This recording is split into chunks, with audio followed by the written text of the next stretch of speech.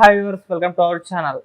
Anchor Shyamala గారు మనం చూసాం. మరి ఎలక్షన్స్లో వైసీపీ తరఫు నుంచి ప్రచారం చేయడం జరిగింది. అప్పుడు కాస్త విమర్శలు అయితే రావడం చూసాం. అయితే ఇప్పుడు ఆమె పైన మెగా దాడి స్టార్ట్ అయిందని చెప్పేసి కొన్ని వార్తల్లో ప్రచారం చేస్తున్నారు.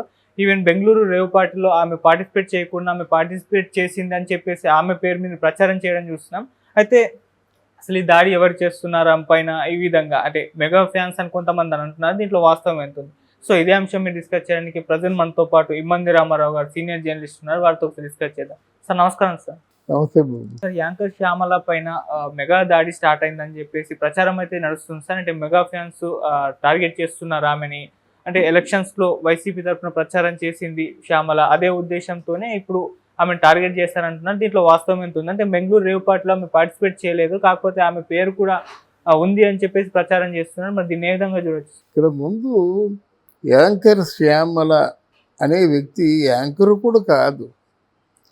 యాంకర్కి ఒక స్థాయి ఉంది. ఆ స్థాయి ఎవరు ఫస్ట్, ఎవరు సెకండ్, ఎవరు థర్డ్ అందరికీ తెలిసిందే. మనం ప్రత్యేకించి చెప్పుకోవాల్సిన అవసరం లేదు, అంతే కదా. అదే సుమ అనుకోండి, సుమ అసలు వెళ్దు, అలాగా కాంట్రవర్సీకి వెళ్దు. అదే ఇంకెవరైనా రష్మి ఉందనుకోండి, అనసూయ అనుకోండి, కాంట్రవర్సీకి వాళ్ళు వెళ్ళరు. శ్రీముఖి వీళ్ళందరూ ఉన్నారన్నమాట యాంకర్కి చేసేవాళ్ళు. కొంత స్వప్న గారు వీళ్ళందరూ ఉన్నారు. స్వప్న మరి వైఎస్ఆర్ కాంగ్రెస్ పార్టీయే కదా, ఆవిడ వెళ్ళొచ్చుగా, వెళ్ళలేదు. అంటే డిఫరెన్స్ అన్నమాట ఆవిడకి మిగతా వాళ్ళకి శ్యామలికి మధ్య ఉన్న డిఫరెన్స్ ఏమిటంటే ఏదో ఎక్కువ డబ్బులు ఆఫర్ ఇచ్చే ఉంటారు. ఆవిడకి ముఖ్యంగా డబ్బులు ఉంటే ఏవైనా చెప్పమంటే చెప్తుంది, ఏవైనా చేయమంటే చేస్తుంది. అందువల్ల ఆ ఆశతో కాదు, దురాశతో వెళ్ళింది కనుక. అందులో ఎక్కడికి వెళ్ళింది, ఎవరి మీదకి వెళ్ళింది? దేశం అంతా తిరగబడిపోతుంది. పవన్ కళ్యాణ్ అంత నాయకుడు అవుతాడు, ఇంత నాయకుడు అవుతాడు. మనం చెప్పుకున్నామే, మన ఏది ఆయన్ని హోమ్ మినిస్టర్గా పెట్టమని. అప్పుడే అది కన్ఫర్మ్ చేశారు. పవన్ కళ్యాణ్ హోమ్ మినిస్టరు, అంతకంటే పెద్ద స్థాయికి వెళ్తారని కన్ఫర్మ్ చేశాడు. అటువంటి వ్యక్తి దగ్గరికి ఈవిడ వెళ్ళి ఆపోజిట్గా ఏ ధైర్యంతో ప్రచారం చేస్తుందని ముందు ఆలోచించుకోవాలి, ఆలోచించుకోవాలి. మొత్తానికి ఏదో వైసీపీ వాళ్ళందరూ ఎస్కర్ట్గా ఉండి ప్రచారం చేయనిచ్చారు. కానీ ఇక్కడ ఈ వైసీపీ వాళ్ళతో కాదు మనకి ప్రమాదం, పవన్ కళ్యాణ్తో ప్రమాదం. నువ్వు చేస్తే మొత్తం ఇండస్ట్రీ అంతా తిరగబడి వచ్చి మా పవన్ కళ్యాణ్ అని చెప్పినప్పుడు నువ్వు ఒక్కదాన్ని లింగి అనుకొని వంగ ఈతకు ఓటేయమంటే వాళ్ళకి కొంచెం మండుతుంది ఎవరికైనా సరే.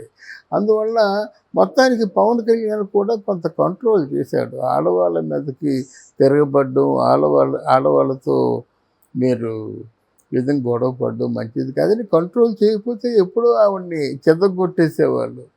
అంటే వాళ్ళకి ఆ కోపాలు ఎలాగ ఉంటాయంటే, ఎలక్షన్ బరిలో దిగినప్పుడు వాళ్ళు ఎండతో తిరుగుతుంటారు. వాళ్ళకి ఆపోజిట్గా ఈ అమ్మాయి ప్రచారం చేసినట్టయితే కొట్టేస్తారు. అలాగే జరిగింది కదా. మరి జనసేన పార్టీలో రాయి పార్టీ అరుణాని 2 సార్లు దెబ్బతిన్నది. అర్థమైంది. ఒకసారి దాడి, రెండోసారి టైరు పంక్చర్ అయిపోయి ప్రాణాంతకమైన పరిస్థితి వచ్చింది. ఇవన్నీ మనకి కళ్ళ ముందు జరుగుతున్నప్పుడు అనుకుంటాం కదా, అయ్యి బాబోయ్ ఇట్లాంటి మనం సింగిల్గా ఉంటే చాలా ప్రాణాపాయం ఉందని. అది లేకుండా నువ్వు వెళ్ళావు కాబట్టి ఇక రేవు పార్టీ అన్నది రోజు రోజు కూడా అభివృద్ధి చెందిపోతుంది. రేవు పార్టీలో ఆ పార్టీని అలుసుగా చూపించుకొని వికృతమైనటువంటి చేష్టలు చేస్తారు.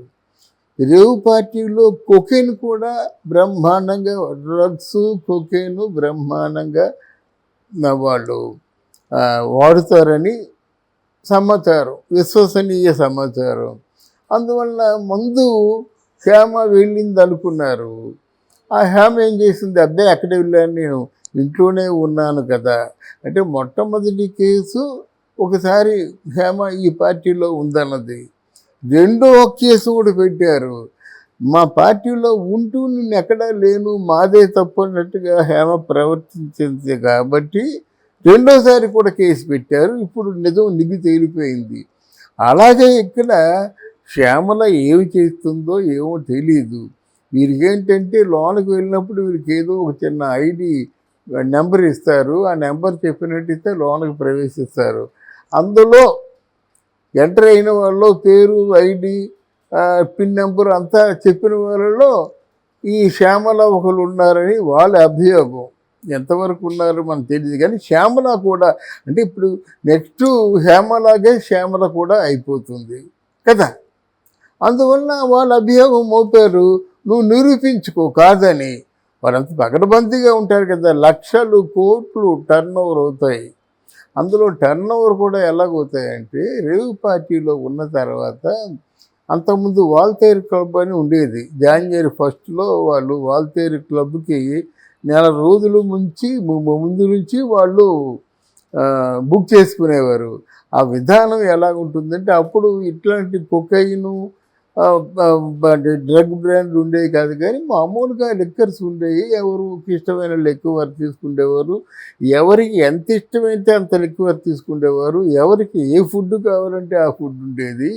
తర్వాత ఎవరిని సెలెక్ట్ చేసుకుంటే వాళ్ళతో బీచ్లకు వెళ్ళి కబుర్లు చెప్పుకొని కాలక్షేపం చేసి ఇంకేదో చేసేటువంటి ఏర్పాట్లు చేసేవారు. దాని ముందు నెల రోజులు బట్టి బుక్ చేసుకునేవారు. అంటే దాంట్లో ఏమిటంటే మనం చూసే వాళ్ళని మనం సెలెక్ట్ చేసుకుంటే అవతల వ్యక్తికి కూడా ఇష్టపడితే మనతో టైం స్పెండ్ చేయాలని ఒప్పుకుంటుంది అన్నమాట. అది యువరాణి కావచ్చు, ఎవరైనా కావచ్చు, మంచి బ్యూటీ కావచ్చు. దానికోసం వీళ్ళు తికమక పడిపోయి చాలా డబ్బు ఖర్చు పెట్టుకునేవారు అన్నమాట. అదే దానికి మరో రూపం, క్లాసికల్ రూపం రేవ్ పార్టీలు. రేవ్ పార్టీలు కొకైన్ తీసుకున్న తర్వాత ఎలాగుంటాయి, తెల్లవార్లు అంటే ఆల్మోస్ట్ కొకైన్ తీసుకున్న తర్వాత ఒక 24 గంటల వరకు అది ఉంటుంది కొత్త వాళ్ళకైతే. పాత వాళ్ళకైతే 12 గంటలు ఉంటుంది. ఈ 12 గంటల్లో ఎవరితో ఏ పనైనా చేయొచ్చు. అర్థమైందా? వాళ్ళకి కావాల్సింది నవ్వుతూ ఉండడం, ఎంజాయ్ చేయడం, వాళ్ళ తాలూకు తీరని కోరికలు ఏవైనా ఉంటే తీర్చుకోవడం. ఇది స్పష్టంగా చెప్పారంటే. దానికోసం ఎక్కడెక్కడ లేని వాళ్ళు వచ్చేస్తారు. దానికి ఆయన ఎమ్మెల్యే, ఆ ఎమ్మెల్యే కొడుకు బర్త్డే పేరుతో, అంటే దాని వెనక వ్యాపారం ఉన్నప్పుడు కూడా అది పెట్టారు. పెడితే చాలామంది టెంప్ట్ అయ్యారు, వెళ్ళారు, బెంగళూరుకి వెళ్ళారు. ఇలా బెంగళూరులో రేవ్ పార్టీలు జరగడం సర్వసాధారణం. ఆ రేవ్ పార్టీకే ఒకసారి మన ఎవరు మహానటి బురూదా గారు కూడా వెళ్ళారన్నమాట. వెళ్ళి మత్తులో బాగా డ్యాన్స్ చేశారు, అది వైరల్ అయ్యిందన్నమాట. అప్పుడంతా అంటే దాన్ని ఏదో చూసి చూడకుండా ఏదో క్లబ్లో డ్యాన్స్ చేస్తుంది కదా అనుకున్నారు, కానీ ఇలాంటి వాళ్ళు ఎప్పుడు కూడా ఆదాయాన్ని ఆశించకుండా కాలు కదపరు. ఆ వచ్చే ఆదాయం లక్షల్లోనా, కోట్లలోనా, పదుల్లోనా, రూపాయల్లోనూ తీసి పక్కండి. మొత్తానికి ఏంటంటే ఒకరోజు వెళ్ళినట్టయితే వాళ్ళు బాగా ఒక సంవత్సరానికి గడిచేటువంటి డబ్బు వచ్చేస్తుందని ఆస్తూనే వెళ్తారు. ఈరోజు శ్యామలా గారి మీద నింద వేయడం అంటే వాళ్ళు చెప్పారు, వాళ్ళ దగ్గర ఉన్న ఆధారాల ప్రకారంగా చెప్పారు. చెప్పిన తర్వాత అది నిరూపించుకోవాలి కదా. ఇకపోయినట్టయితే శ్రీకాంత్ని గురించి కూడా చెప్పారు కదయ్యా, మరి ఆయన్ని కనబట్టం లేదా అని ఎవరైనా మనల్ని క్వశ్చన్ చేయొచ్చు. శ్రీకాంత్ ఓపెన్గా చెప్తున్నాడు, కమా నిరూపించండి. ఆయనే చెప్తున్నాడు, నాలాగే ఎవరో ఉన్నారు. అది నెటిజన్స్ అనే మాట కానీ వాళ్ళన్న మాట కాదు కదా. వాళ్ళంటే నన్ను అరెస్ట్ చేసేవారు కదా, వాళ్ళంటే నేను కాదన్న తర్వాత మరో కంప్లైంట్ ఇచ్చేవారు కదా అని ఆయన చెప్తున్నాడు. జెన్యున్గా ఉన్నట్టు కనిపిస్తుంది మనకి. ఇది విషయం. రేవ్ పార్టీకి వెళ్ళిందంటే తన ఆశ కొద్దీ వెళ్ళింది. ఈరోజు డబ్బులు బాగా సంపాదిద్దాం అనుకుంటుంది. డబ్బులు సంపాదించే మార్గం ఎటు పక్కనైతే ఉంటుందో ఆ పక్కన పోతుంది ఆవిడ. ఎందుకంటే ఆవిడకి వర్క్ లేకపోతే మనం ఏమైనా ఇస్తున్నామా? అది. రెండోది ఏమిటంటే ఇక్కడ ముఖ్యంగాను ఆయన భర్త మీద కొన్ని కోట్ల రూపాయలు ఫ్రాడ్ కేసులు ఉన్నాయి. అవి కొన్ని కోట్లు బ్యాంకులకి కట్టే మార్గం లేదు.